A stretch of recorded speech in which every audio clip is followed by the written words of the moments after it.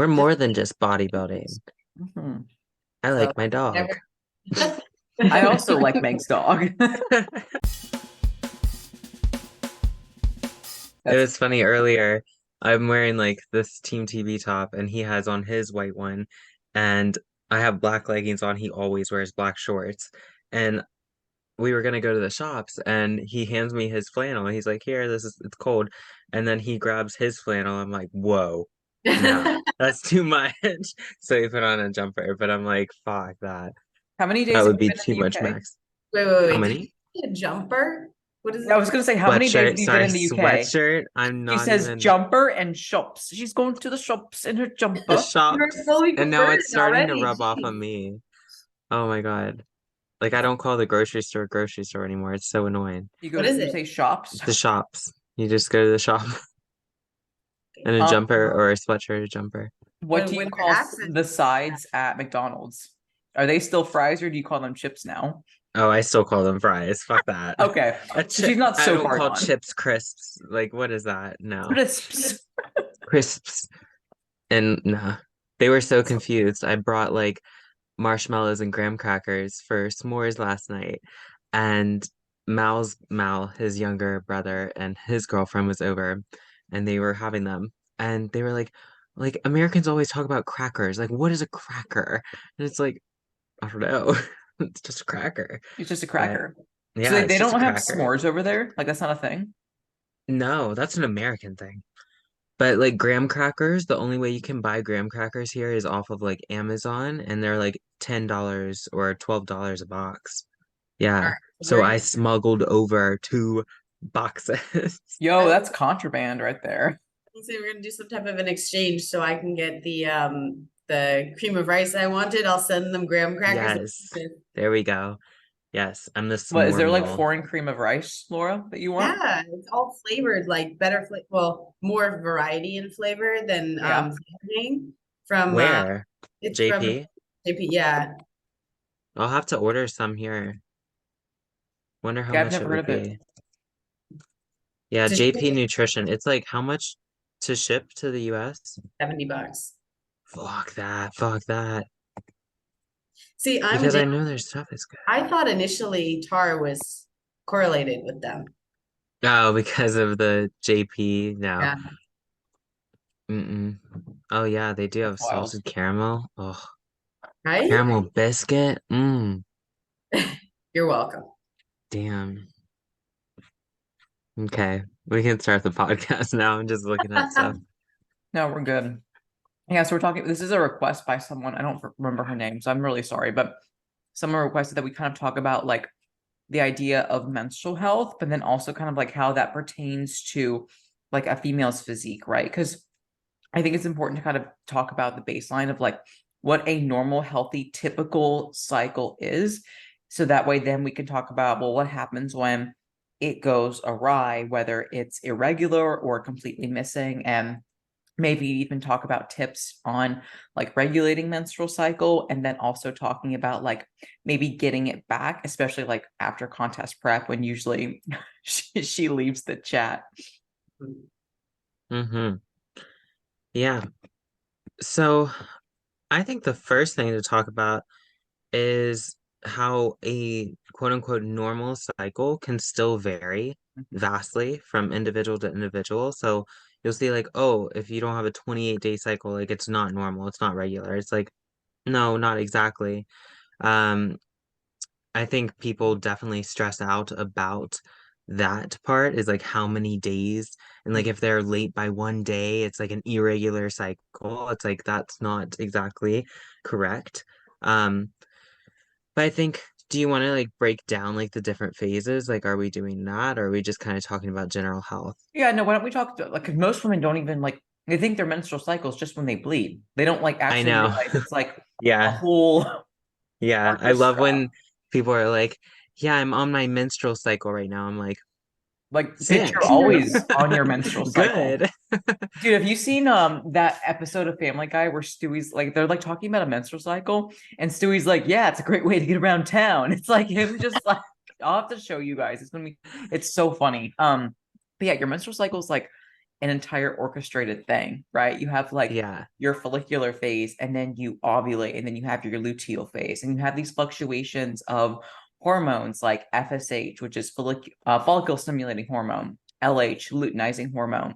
And then, of course, the two main ones, which we're very familiar with, estrogen and progesterone. And those Mhm. signalings happen throughout the month, which is why, like, we have different like mental states, we have different strength curves, we also have different water retention, especially. So I think it'd be really good to kind of dive into first, like, what is the follicular phase, what is ovulation, and what is the luteal phase? Yeah. So, I mean, first, kind of breaking down what those hormones were that Ash just talked about. So we have the lovely hypothalamus in our brain, and that's going to stimulate gonadotropin releasing hormone, right? And that stimulates our little anterior pituitary gland. Looks like a little ball sack, and that's going to release LH and FSH. FSH, like Ash said, is follicle stimulating hormone. That's going to control our menstrual cycle with LH. It's going to stimulate the growth of eggs, so follicle stimulating in the ovaries, and it's going to be highest actually at that time of ovulation. Then you have the luteinizing hormone, which is triggering ovulation. You always hear like that LH surge before we ovulate. Um, but yeah, the first phase, follicular, that's day one of your period is when that starts, and that's going to go until ovulation. And during that phase, like estrogen and FSH are going to be rising. And typically, I would say like that phase is around like 10 to max like 20, 22 days or so. Um, but then do you guys have your clients track like basal body temperature to track ovulation Not unless we're having issues. issues? Like, Yeah. I yeah. do the ones that want to use the fertility awareness method as Yeah. opposed to using like, actual birth control or whatnot. They're trying to track their Yeah. cycle. Yeah. I got into the habit of it, but then I forgot one day and I just stopped. But I think it's important if you are like, especially post show, which we'll get into, like certain things during our show prep can cause anovulation. So, the pinnacle of female health is that actual ovulation period. Like you can bleed every month and still not have an ovulation period. So I think that's when tracking with basal body temperature, which is just literally sublingual uh, temperature, like taking your temperature every morning. Because we'll see a rise in that with ovulation. And during our luteal phase, our basal body temperature will just naturally be higher. Um, but I guess, Very what did I just finish talking about? Follicular phase. So we can isn't it talk about like ovulation. 0.2 or so? Yeah, The it's like half a degree pretty much. yeah, It's very small, very small. but One thing I wanted to mention too, when you were starting to say about like tracking and recognizing irregular cycles and whatnot, is stress has such a large impact on that, and it can be something like within 100 days prior, within etc.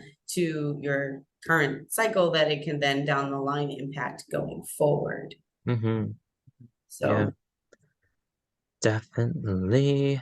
But um then ovulation, which ovulation, it's only 24 hours. I think a lot of people get that confused. They think it's like days long that you're ovulating. Typically, it's just 24 hours. If you do basal body temp, you're going to see that spike, or you can track symptoms. A lot of women will experience like breast tenderness or constipation is normal, even spotting during that time. Some type of like cervical discharge changes, like that egg white, like it just makes me sick. But that can happen during that time. But yeah, you have that surge in LH and estrogen. And then your final phase is luteal phase, which is ovulation to day one of your period. So that's typically when like that structure, the corpus luteum, makes your progesterone and your estrogen. And Mhm. that's going to be about 9 to 16 or so days. But Mhm. again, it varies per person. But definitely, I think we see a lot of times like the anovulation due to prep, and then also luteal phase, like dysregulation, where we see like a very short luteal phase is common with high stress too. Um, so that's something that we can kind of get into too. I don't think we really need to talk about like the uterine cycle because there is a difference, like the secretory and the proliferative phase. Like that's just, I think that gets too deep into it. But Yeah, I mean, I think like the good takeaway from like the menstrual cycle is the first mhm, like let's say 14 days is the follicular phase, follicular being first. That's when you're going to be actually like shedding your uterine lining, having your yeah, actual period. mhm, Then the follicle is going to start to develop, and then you're going to ovulate. So then that dominant follicle is going to release an egg when you ovulate after that LH surge, causing that LH surge. Then you have the corpus luteum, which secretes that progesterone, right? mhm. Into that luteal phase. And this is where like your body wants to kind of start having a baby. Like this is where you like your body wants to like have a baby and get pregnant, all that fun Hey, stuff, get fertilized, get freaky fertilized. fertile. I know. But if no fertilization occurs, there's going to be a decrease in LH, a decrease in progesterone and estrogen, and the whole thing starts again, right? And so again, it's a 28 to sometimes upward of 38 days. 35-ish. Yeah, Yeah. 30, Mhm, sometimes 38, 35, really just depends on the female. But that's mhm, really it, right? But I think the important thing to talk about up here is when we have these different fluctuations in hormones, up here chemistry changes, and also with our body weight. So in the first part of our cycle during the follicular phase, we tend to have like more anxiousness because that estrogen's a little bit higher, right? So we tend to be a little bit more anxious. But we tend to also have an increase in like perception, memory, social abilities, better spatial awareness. So kind of like more creativity. Then when we get to ovulation, that's when our testosterone makes us a little freaky deaky. And so then we have more like sexual desire, right? freaky. Freaky deaky. Well, yeah, it makes sense, right? Because your body releases an egg. Well, if she's like just hanging out and we don't like want to get freaky deaky, then it's like, okay, whatever. So we get a little freaky deaky. And then after that ovulation phase, that's when that progesterone is released and we feel a little bit calmer, right? We're a little Mhm. smoother. And I think that's important to talk about because sometimes women, especially when we talk about like PMS symptoms and like feeling crazy, well, it's because our hormones crash, right? Because we're restarting the cycle. And so we lose the creativity, we lose the calm, and we start to get like crazy. So going Facts. forward, I can say it's not my fault. It's not my fault. It's not my fault. It's not my fault.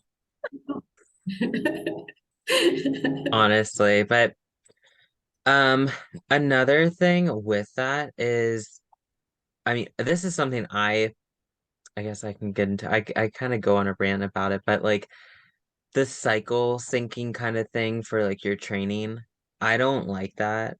Like when they're like, "Oh, you should deload here, you should increase strength training here." I'm like, "Nah." Like No. everybody is so different when it Or comes the to that, cycle and syncing with macros, yeah, I've bro. never, I've never done either. I haven't done that with macros either. Have you, Ash?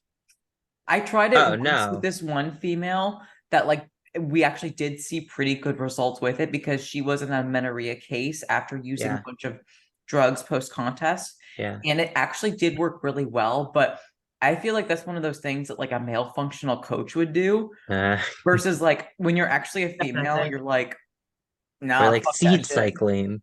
Let's give you Yeah, some right. Like pumpkin seed cycling. seeds. I was Like, saying, oh, sorry. I was gonna say in regards to training, like that's gonna be kind of on the individual to be able to yeah, gauge for themselves. Like I've definitely had periods that I felt strong as shit. And then I've also Yeah. had periods that I felt like a fetus. yeah, And you just pick up your volume a little bit, deload the weight, and yeah. still get it done. Like I don't think that it's necessary to be like, oh, I'm on my period, I'm not gonna go to the gym today. Deload, yeah. Unless I you're think, Exactly. unless you're someone who has like severe oh, symptoms. And then that's probably an issue in itself to address. Mhm. 100%. And I think that's why it's important to teach our athletes like how to actually be in tune with their body and understand what biofeedback is instead of just telling them like, "Oh, you're in the luteal phase. Well, you gotta deload your training." Like you're missing out on so much prime time to freaking grow. Yep. And seeing these girls like tout about that on Instagram, I'm like, shut up. Like, just stop. Because they have this huge audience and this massive reach, and they're like, cycle syncing my workouts. It's like, shut up, Karen. It's Like, usually like the just hippy ones train. too. Right. Right. Yeah. Oh, Something that would be good to grinds my talk about gears. is water retention. So like water Mm, retention throughout the phases, because when you're working with normal hormone cycling females, we really don't go week to week in terms of like body weight trends because we're constantly fluctuating, right? So if we're looking at the early follicular phase, like 3 to 4 days after your actual period stops, so the actual bleeding stops, is usually the most accurate body weight that you'll have your entire cycle. Then as the late follicular phase kind of progresses, when estrogen starts to pick up, we'll have a slight increase in water retention. After we Mhm. ovulate in that early luteal phase, we'll have a slight decrease as estrogen dips before progesterone really starts to like over dominate progesterone, or as progesterone starts to over dominate estrogen. Then in that late luteal phase, right before you're about to start in amp flow visits, that's when you feel like a water buffalo, dude. That's when the water retention is its absolute highest. Then you get your period, you have all that fun PMS symptoms, and then it starts all over again. So really a good takeaway point is the water retention will be lowest again 3 to 4 days after your menstrual cycle stops in terms of your period, your actual bleed.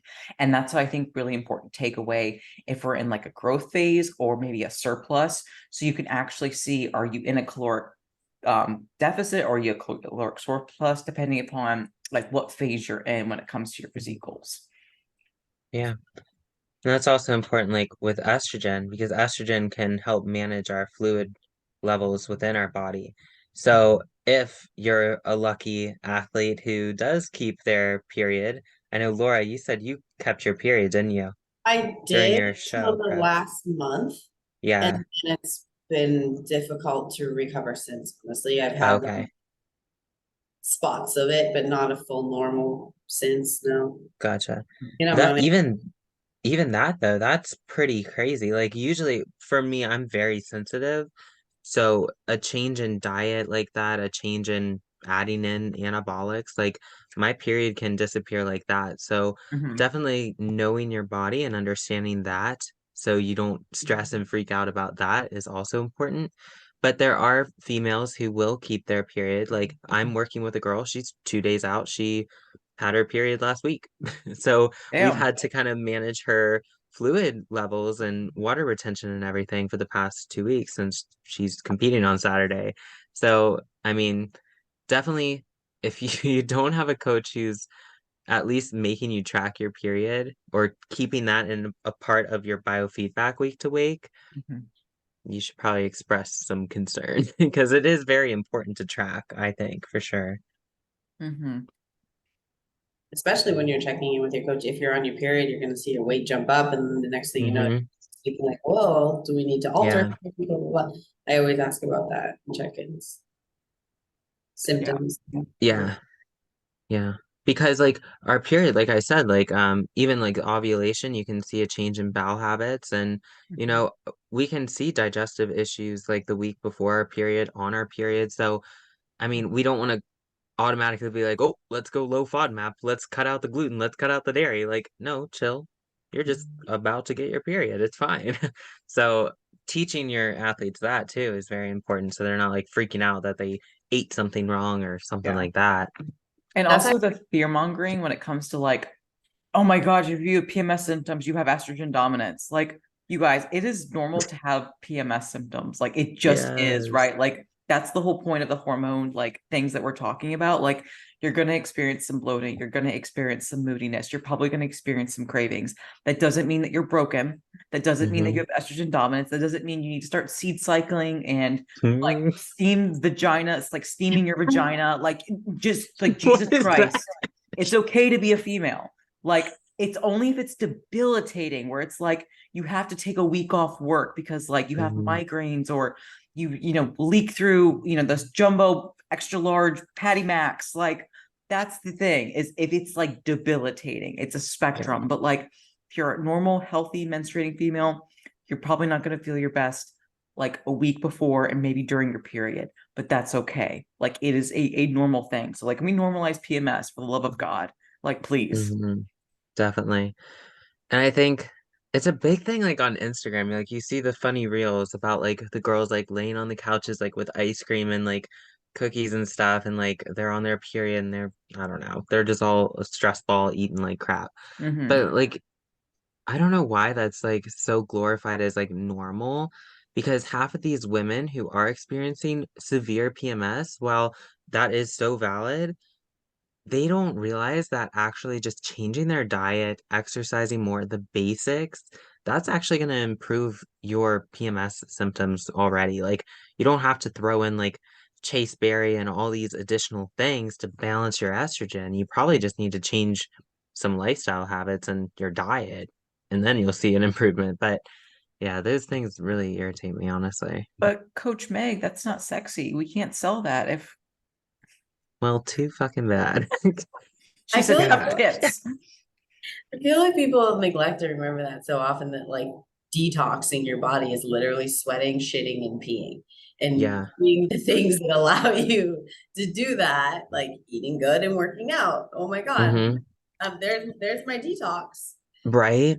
Like, I don't know. I know it's kind of going off subject, but like talking to very, I don't know, like your normal, quote unquote, normal girl, like they'll be like, yeah, I haven't pooped like in like 10 days. And I'm like, what? You haven't pooped in 10 days. So, like, obviously, you probably have a crappy PMS. You probably have weird, irregular cycles. I can already tell just by the fact that you do not shit. I'd So, be so miserable. Like if I oh, I couldn't imagine. twice For a I me, the don't day, poop biggest for part one is day, and I'm like, nah, yeah, like I what is can't going on?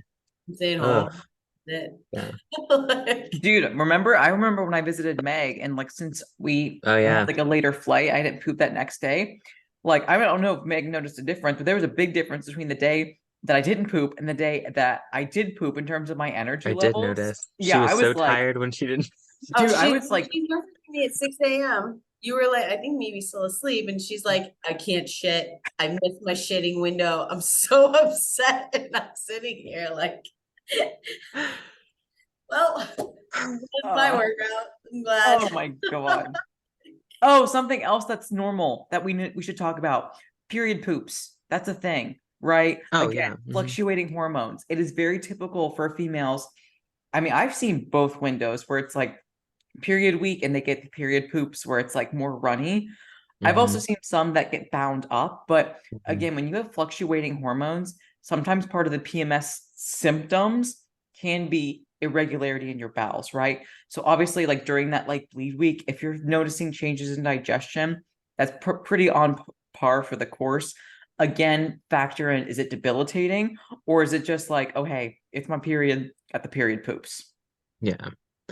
And I mean, if it's super like that's your regular, like let's say like every single time you have your period, like you have like diarrhea. Like, Mhm, okay, maybe increase like the soluble fiber that you have mhm. that week or something like that. But you don't have to go like if you're constipated a week, you don't have to go in and throw in a laxative or something. Like you have to realize like our hormones are causing this. So Mhm, just let them like do their natural thing, man. I mean, mhm. sometimes it sucks, but I don't know. People are just so quick to add stuff in and it's not really necessary. Because we lived in this age where everything had to be optimal, everything had to be perfect, that we forgot that like especially female physiology, as I am talking with my BlackBerry, I female was talking about physiology, like us. because we fluctuate, like there are going to be changes, but it doesn't mean that we need to be fixed. Like a normal, Hmm. healthy, functioning female that's not broken doesn't need to be fixed. Like you don't need to add Hmm. in Shakespeare, you don't need to like do all these woo-woo things. Like still treat it as any other week, keeping in mind that you're experiencing these other symptoms, but you can still check your boxes. Like Hmm. like I said, don't change up your training. You don't need to change up your macros. You don't need to like change other things. Listen to your body and just roll with it, right? Like just roll with it. Just do it. Do you have any rule of thumb with your clients for like when things occur? I get a lot of females that something will happen maybe once and they kind of freak out, like I'm having this symptom. What do I do? Blah blah blah. And like obviously, if it's like not something like out of the norm or whatnot, like I usually tell them like, okay, well, if something happens 3 times, then we can like address it. But like when something's like an occurring once in a while or like out of nowhere, so it's not something that they fixate on, because just knowing that things can change or symptoms will happen or whatever before they like exacerbate it into being like a mental thing. Yeah, I go off logic, right? Because again, usually these things are emotion driven, like you just said. So I'll be like, so let's say like, I don't know, digestion change where they had like a loose stool on one day. I'd be like, okay, well, what happened? Like, walk me through your day. Oh, I had a business meeting. I missed my lunch. I had extra coffee. And they start listing all of these things where it changed from their norm. I'm like, okay, do you now see why we had this loose stool after lunch? Oh, yeah, that makes sense. So it's like having them like backtrack and like think about their day and not Hmm. just feel the emotion. Like feeling the Hmm. emotion's good. I'm not saying to stuff it deep down, but when emotions run rampant and we forget to see logic, that's where we can like dig ourselves into a bigger like worry hole where it gets even worse and we end up working ourselves up. And I am like talking to myself right now. Eric's chuckling in the background because like sometimes I will be so in my emotions that I won't see the logic side of things. And he'll be like, dude, this is why this is it. And like think about it. And I'm like, oh shit, this is why I had a bad lift, for example, like lack of sleep or what have you. So it's like sometimes it's just like take a step back, evaluate the situation, and then we can like work through it. What about you guys? No, I think that's exactly the same here. Um, and that goes another thing with emotion and when it comes to our cycle, definitely like when we lose our cycle, it can feel super discouraging, like when we can't seem to get it back within like you said, Laura, it's been taking you a while to get your menstrual cycle back. But we as coaches and just knowledgeable women, like we can understand, okay, if I just relax and not identify as like somebody like amenorrhea, sorry, and just constantly stress about how I don't have a period, I don't have a period, like we're putting all that stress on our body, we're not going to get our period back. So taking the emotion side out of it and just be like, okay, I'm going to do what I can, I'm going to let my body do its thing. Some people get their period back within a couple weeks post show. Some people it may take 3 months, 6 months. So honestly, it's like don't compare yourself either to your regaining menstrual cycle journey. I think a lot of female competitors, especially, put a lot of stress on themselves with that because you want to regulate your cycle to get into a successful off season and get back to stage. So it can be frustrating when you're like, shit, like I still don't have my period, but I think Mhm. that goes like emotion, Yeah, detach it. it can be a reflection of identity too, because like Yeah. if we're not having our menstrual cycle, we're not really feeling feminine, right? Because it Hmm. does separate us from men, right? The menstrual cycle is why we are different from men in terms of like fluctuating hormones. And so for some, especially with the benefits that progesterone and estrogen do offer in terms of like their health benefits and femininity, like Hmm. if we're not menstruating, it can just kind of not feel so great. We don't have like the vava voom or the emphasis in our hair, skin, nails, stuff like that. So sometimes it can be also an identity crisis and not just like, oh hey, I'm not as healthy as I want to be. It's also like, oh, I'm not feeling very feminine either. For sure. And I think that goes to show, like these hormones, these sex hormones, they have more important roles than just fertility and like reproductive um health. Like estrogen, it's cardioprotective, it's neuroprotective, it helps with like Ash said, like our hair, our skin, our nails. So there's a lot of other things that these sex hormones do for us than just solely get us pregnant or helps with like producing like a menstrual cycle. Um, Physique impairing too. Mhm. what'd you say? Impacts their physique as well. Oh, yeah, yeah, yeah. Ability to Yeah, like build muscle, lose body muscle, fat, yeah. Mhm. water retention, inflammation, Hmm. all of it. Yeah. And I mean, I haven't done a crazy amount of research in it, but like with female athletes who are utilizing like birth control or an IUD or something like that can still impact your muscle gain. I Mhm. believe it's the progestin. It's a certain type of progestin. I'm not 100% sure which one, so I'm not going to even say it, but I know there are certain ones that are better for muscle accrual. I always recommend just looking at like, the copper IUD. I personally have never had an IUD. I've never been on birth control, maybe for like 3 months when they Mhm. were like, oh, it will cure your acne. And I was like 16 and I was like, nah, I'm good. But I don't know. Do you guys like what do you recommend when your female athletes like ask you about your recommendations regarding birth control or IUD?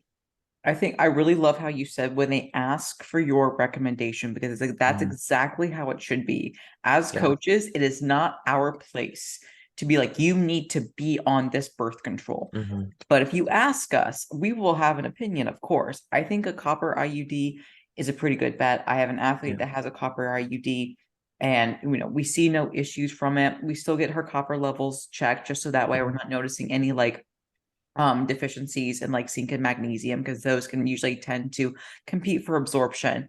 But also on the same note, whether you want to play devil's advocate or however you want to label this, I've also worked with the females that have the certain hormone fluctuating birth control, where it's both like ethanol, estradiol, and progestins, and we're still able to lose weight, we're still able to build muscle. So I know there's especially last year, 2 years ago, there was so much fear mongering around birth control. I'm like, Jesus Christ, you guys, like we Yeah. gotta stop this, right? It was nuts.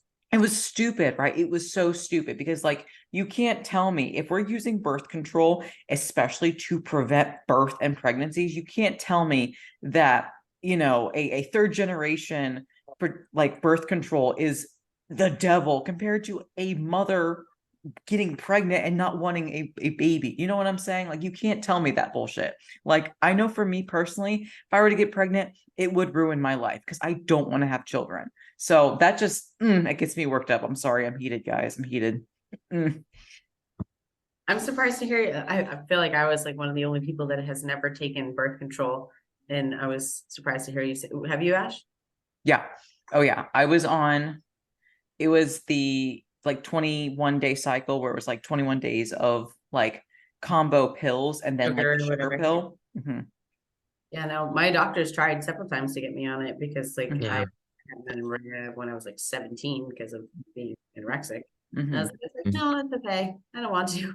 No, because when I was really, really fat, um, I obviously had estrogen dominance, and so I had horrible periods and horrible acne and stuff. So they put me on birth control to regulate my periods and to regulate my acne. And then it regulated my periods, obviously, but it didn't regulate my acne. So then I had to go on Accutane. So I was on birth control and then Accutane for my face or whatever the fuck. And yeah, love Yeah. that. I feel like I don't know why they still push birth control to cure acne, and that's just Mhm, wild. Like, I don't get it, but mhm, One thing I will say too about the copper IUD, just to be mindful of for those listening or whatnot, if you are someone with like an underlying autoimmune disease or mm, autoimmune reactions, things like that, I wouldn't jump into doing that if you're looking for a birth control source or type. That would be something I would definitely explore with your doctor first because that can trigger a reaction for autoimmune issues and things like that. mhm. yeah, yeah, definitely with people like with Hashis, I've Yep. noticed that too. Um, Psoriasis too. I've seen it actually with a client. I had flare psoriasis from oh really? the copper toxicity. Yeah. Yeah, Yeah. definitely. Like Ash said, though, if you do have that, it is wise to check your copper levels. I mean, copper toxicity, it's going to be kind of, harder to get, but I mean, it's still wise to keep Mhm, track of for sure. mhm. Um, did we want to talk about when we like utilize like anabolics when it comes to like our cycle? I think it would be most prevalent to talk about like getting your period back post contest prep or post like a really Okay. stressful phase. That might be a bit more relatable because some Yeah, females aren't wanting to do the enhanced side, which is completely true, fine. true. But as females, like your menstrual cycle is a sign of general health and wellness. And so if it is like regularly irregular or just missing altogether, that's something that you want to be doing a little bit of diving into. Hmm. Getting like labs drawn to see like if there's an imbalance in hormones or what's going on. For females, I think it is important to talk about when to get labs drawn because some Hmm.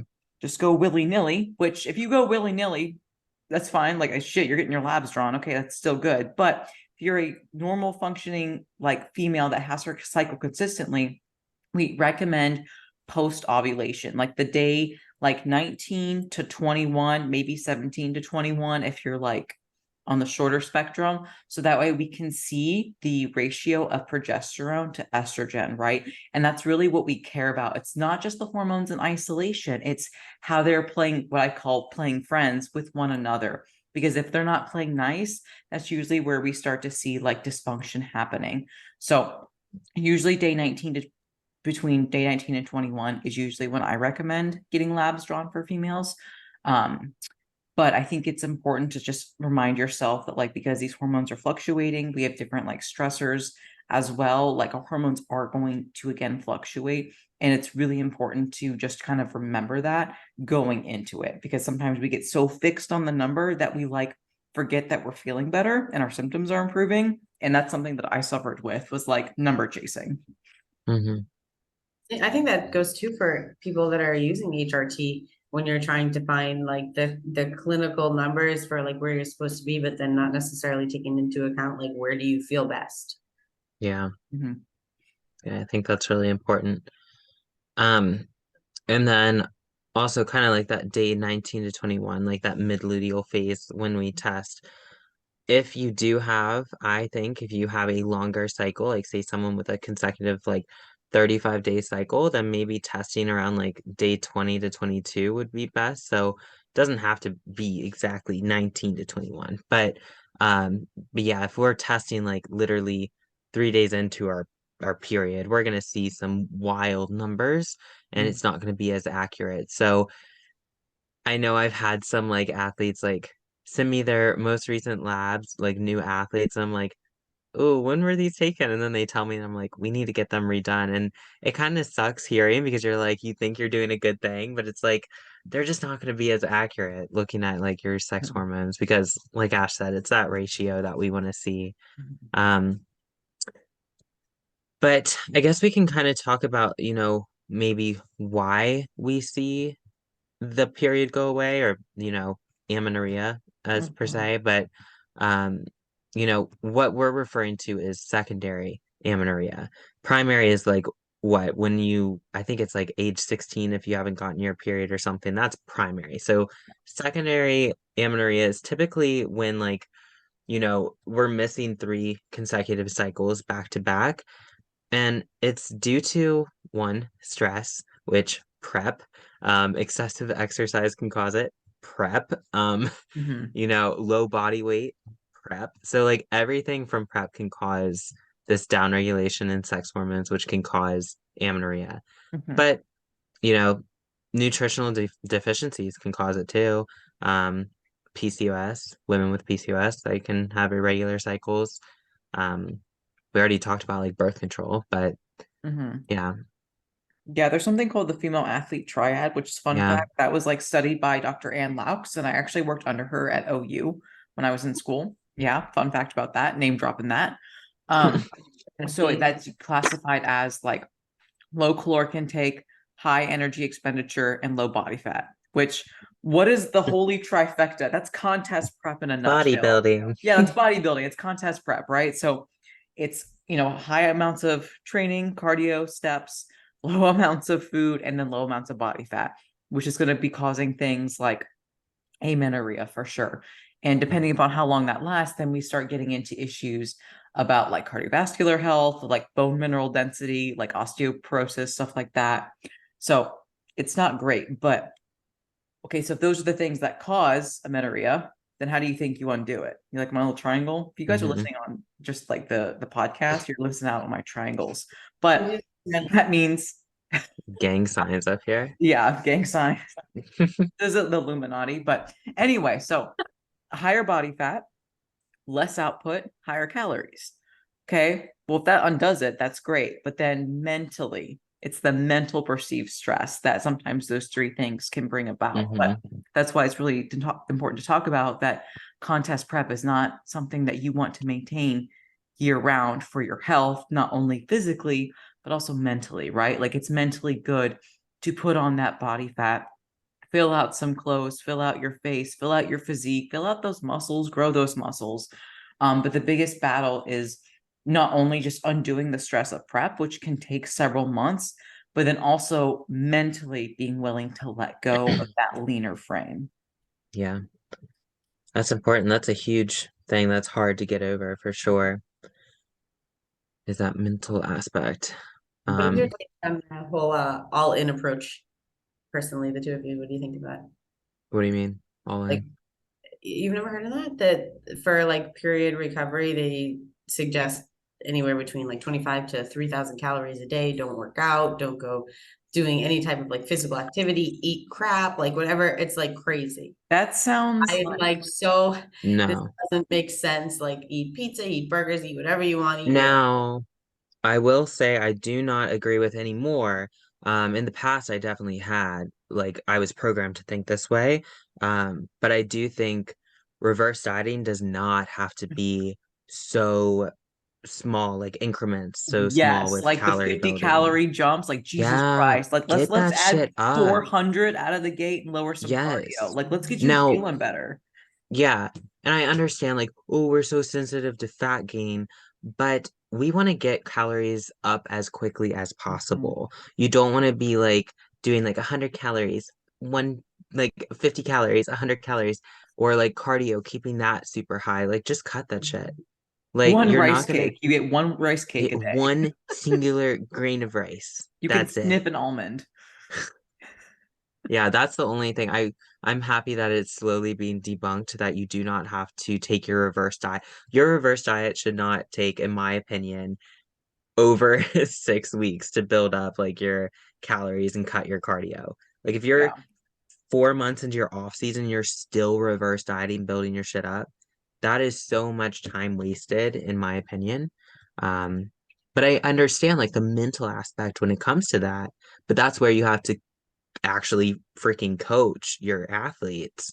You can't Mhm. just be like throwing numbers at them. You have to physically coach them mentally as to like what can we expect? Like why are we adding the food? And like explain to them these things because prep can mess our brain up, man. Like we're Mhm. just not thinking right. Yeah, and just to show the other side of the coin when it comes to like a slow reverse, like if you are binging and you're doing a slow reverse, you're just pouring Hmm. gasoline on a dumpster fire, right? Like you're just undoing it. So what makes sense in my mind is like what Meg said. It's like, okay, let's be a bit more aggressive with our food, put some body fat on so that way we can have more energy, feel a little bit better, and regulate our thyroid hormones, our sex Hmm. hormones, and then also leptin and ghrelin, which are important in hunger signaling and normalizing those hunger cues, because it's not really talked about, but I think it is becoming more talked about and more widely accepted that contest prep is not the hardest part about prep. It's the Hmm. reverse. It is putting body fat on. It is dealing with the ravenous hunger where, 6, 8 weeks, post show, you're still fairly food focused. But granted, of course, the quicker you add on body fat and feel a bit more normal, the easier that comes with it. But of course, it's really just that mental struggle of seeing the scale increase, seeing that your prep clothes don't fit as well as they used to, and all of Hmm. that stuff. But man, once you finally like breakthrough and you're in your off season again and you're like feeling a lot better, it's like, damn, thank God, like it doesn't hurt to sit. I want to go outside and like hear birds sing instead of like having my hood up and just being like a grumpy bitch because all I get to eat is a rice cake. You know what I'm saying? That's true. Hmm. I think explaining to you mentioned this, what to expect is half of the battle because like when you're kind of, especially if you're a new competitor, like I feel like your weight kind of almost comes up a little bit higher than you normally would want and sort of like comes back down and levels out like as you're going through that reverse. It may not actually be like true weight, but like obviously some of it's water retention and whatnot just from like having higher carbs. And but I think that you kind of go up and come back down to and sort of see a more comfortable place after a little bit. Yeah, I agree. Um, I know we mentioned like not everybody who listens to this obviously is an enhanced competitor, but we kind of touched on, how to reverse this lovely Illuminati gang sign thing, the Oh, yeah. lovely trifecta. Um, Obviously eating more, resting more, moving a little bit less, that's going to help putting on body fat, things like that. But, a primary side of the anabolics, they're going to suppress what are called gonadotropin. So suppressing that can lead to the anovulation thing, and that is what's going to inhibit those LH and FSH. It's going to crash our estrogen and progesterone. So I think what helps more post cycle is instead of one, I've seen people taper down anabolics, like no, just cut them out. Hmm. Two, I do not believe that females really need an extensive post-cycle therapy. I think putting in the correct health supplements during your cycle and post-cycle, of course, should be, key. And then a big thing Mhm. is just focusing on our liver, which I think is often missed when it comes to regaining your menstrual cycle, being an enhanced athlete or not. Mhm. We have to really dive deep with our gut and our liver first when it comes to these things. So I think too Mhm. many people are typing into Google like estrogen detox supplement or something like that, and then they just Mhm. like pick up every bottle possible. Yeah, But yeah. I think it is good to just briefly mention that, like, women, because we're not using the dosage that men use for their yeah, cycles, we don't need to PCT like they do in no, terms of like using HCG and all that bullshit. Like, no, honestly, like if we're doing an enhanced cycle for a female and she's not wanting to stay on testosterone replacement therapy, I think like a good liver supplement, like using TUDCA, mm-hmm, N-acetylcysteine, and then for the hormone side of things, either using like Test from Morphotest or Jumpstart from New Ethics. Those are some good mm-hmm, products just to support ovarian functioning and kind of getting things back online. But really, the biggest factor into consideration is time off in between yeah, cycles, right? So that way you can literally restart everything, get things moving and grooving again. But like, usually I think a good rule of thumb is the number of weeks on cycle, number of weeks off cycle. I want to amend that and say the number of weeks on cycle compared to the number of weeks off, with making sure that your period did return. Because if you just took, like, let's say like 12 weeks and 12 weeks, but during the 12 weeks off, you still didn't get your period back. Okay, that's a issue that we want to address if you are wanting to have like fertility goals and stuff like yeah, that. yeah, I agree. And another thing, it's like you were talking about like all these the supplements which are great. Um, but you do have to like backtrack when it comes to like these hormones. Like, where do they first start? It's up here, hypothalamus. So, and that's why you hear all these accesses and these like yeah, like feedback loops and all of that, and they're a real thing. Like, just pick up a freaking anatomy and physiology book, do some little bit of research, and you'll understand. I think people are just too focused on like quick fixes and things that, you know, a main thing post show with regaining our menstrual cycle is just decreasing stress. Mhm. That is a huge thing. Um, and that can be deloading training, it can be pulling your cardio, obviously, feeding up, Mhm. things like that. But it's that mental aspect that I think a lot of people have to consider. Amen. Amen. Hallelujah.